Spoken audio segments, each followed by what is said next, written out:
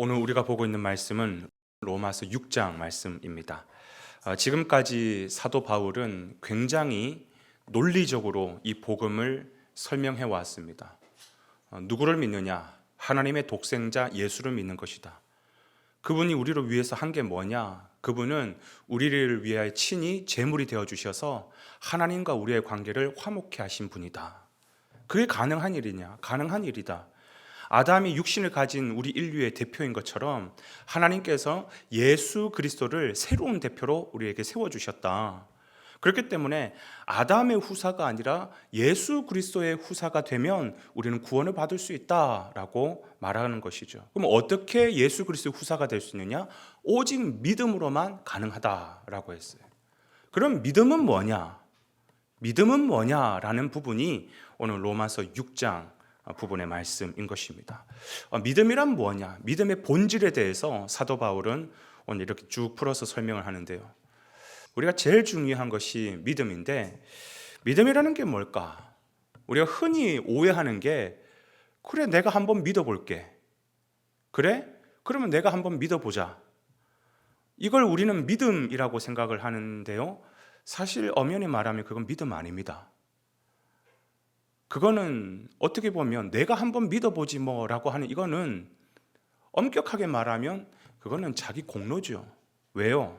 내가 노력해서, 내가 인심 써서, 내가 근원이 되어가지고 믿어보는 것이기 때문에 그 믿음은 자기의 공로이지 그걸로 구원받는 게 아니라는 겁니다. 왜? 공로로 구원받는 게 아니기 때문에. 아니, 다른 사람들은 다 안 믿는다. 나는 믿었잖아. 나는 그래서 끝까지 내가 믿었잖아. 그건 자기 공로밖에 안 되는 것이, 그게 믿음이라고 얘기하지 않습니다.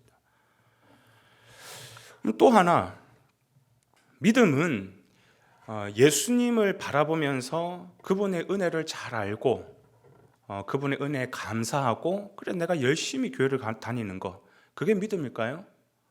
그거 역시 믿음이 아닙니다. 물론 그건 굉장히 귀하고 아름다운 일이지만 그걸로 구원받는 거 아닙니다. 그건 믿음 아닙니다.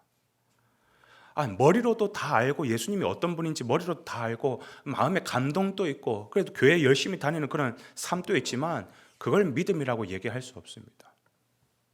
그럼 믿음이라는 게 뭘까? 우선 믿음이라고 하는 것은 에베소서 2장 8절에도 보면 우리 안에서 나오는 것이 아니라 하나님께서 우리에게 주신 선물이기 때문에 결코 자랑하지 못하리라고 말씀하셨어요. 오늘 본문에 보면 같은 단어지만 계속해서 반복되어서 나오는 표현이 있거든요. 그게 뭐냐 하면 함께, 합하여, 같이, 연합, 이런 표현이 오늘 본문에서 굉장히 많이 나왔습니다. 다시 말하면 믿음이라는 것은 예수 그리스도와 하나가 되는 것, 그분과 온전히 하나가 되는 것, 이것이 믿음이라는 것이. 예수님께서 이렇게 죄 많고 무능한 우리를 당신의 등에 딱 엎으시고 이 죄악의 바다를 유유히 헤엄치시면서, 그러면서 헤엄치시면서 소망의 나라, 하나님의 나라까지 우리를 인도해 드리시는 것이죠. 그럼 거기서 우리가 해야 할 일이 뭡니까? 우리가 예수님 등에서 뭐만 하면 되는 거예요? 잘 몰라도 되고 잘 느끼지 못해도 되고 딴 거는 없어요. 오직 그 예수님의 등에서 딱 달라붙어 있기만 하면 가는 것이에요. 그 달라붙는 거, 그게 뭐냐? 그게 믿음이라는 것이에요. 믿음은 다른 게 아니라 내가 동의를 하고 그러네, 내가 한번 믿어볼게, 또는 예수님의 십자가를 바라보면서 야, 예수님 참 우리를 위해서 죽으셨지, 그런 감성적인 것도 아니고 이성적인 것도 아니고, 믿음은 뭐냐? 주님과 온전한 연합, 주님을 딱 달라붙는 것, 그 믿음으로 말미암아 우리는 소망의 나라, 하나님 나라에 도달하게 되는 것이에요. 그러면 예수님과 믿음으로 딱 하나가 되어서 달라붙는다는 것이 무엇일까? 믿음이라고 하는 것은 하나가 되는 거라고 그랬잖아요. 그럼 예수님이 행하신 게 뭐냐? 예수님은 십자가에서 죽으시고 십자가에서 부활하셨잖아요. 나도 예수님과 하나가 딱 되어가지고 달라붙어가지고 그 십자가 위에서 나도 주님과 함께 죽고 나도 주님과 함께 살아나는 것이, 이게 믿음이라고 오늘 사도 바울은 정확히 정의하고 있는 것입니다. 10절, 11절 말씀을 제가 한번 읽어보도록 할게요. 그가 죽으심은 죄에 대하여 단번에 죽으심이요 그가 살아계심은 하나님께 대하여 살아계심이니 이와 같이 너희도 너희 자신을 죄에 대하여는 죽은 자요 그리스도 예수 안에서 하나님께 대하여는 살아있는 자로 여길지어다. 이와 같이 너희도 그렇게 해야 된다라는 거예요. 왜? 우리는 주님과 믿음으로 연합한 자가 되었기 때문이라는 것이에요. 그런데 왜 그분과 같이 꼭 죽어야 됩니까? 오늘 보면 이렇게 얘기하고 있어요.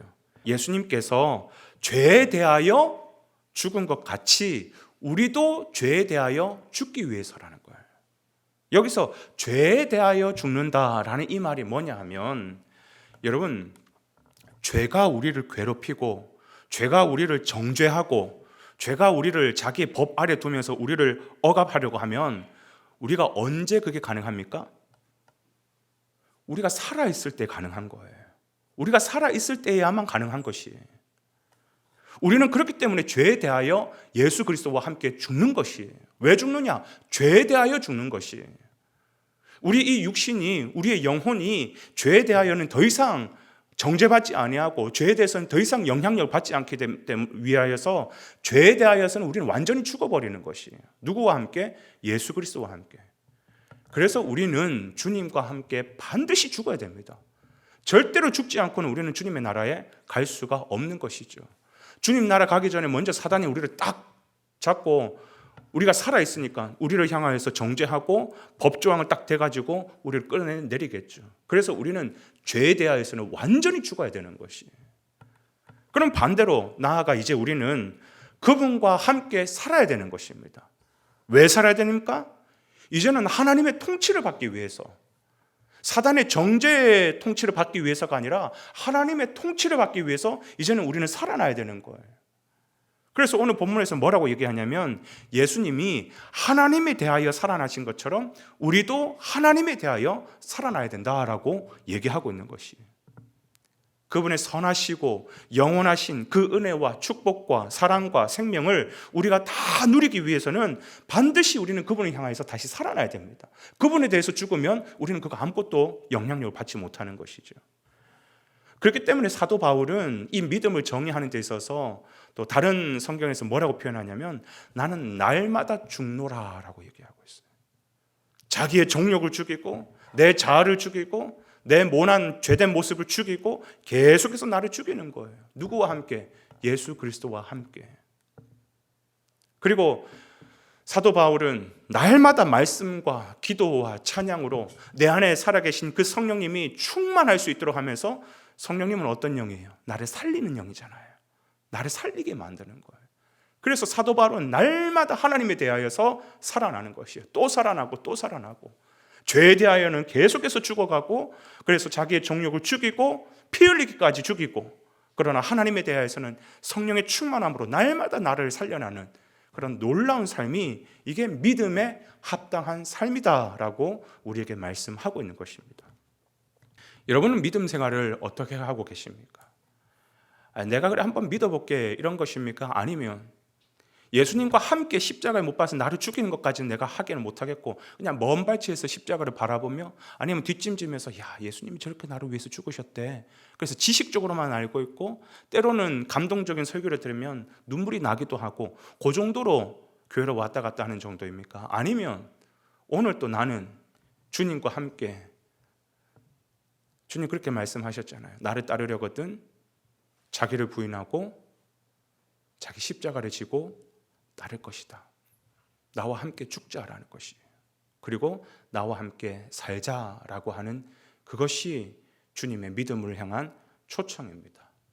오늘 하루의 삶을 사는 데 있어서도 우리는 다른 세상적인 신념, 믿음에 젖어 있지 말고 주님께서 말씀하시는 그 믿음으로 말미암아 정말 주님과 한 길을 같이 걸어갈 수 있는 그런 귀한 저와 여러분의 삶, 오늘 하루에 복된 삶이 되시기를 주님의 이름으로 축원을 드립니다.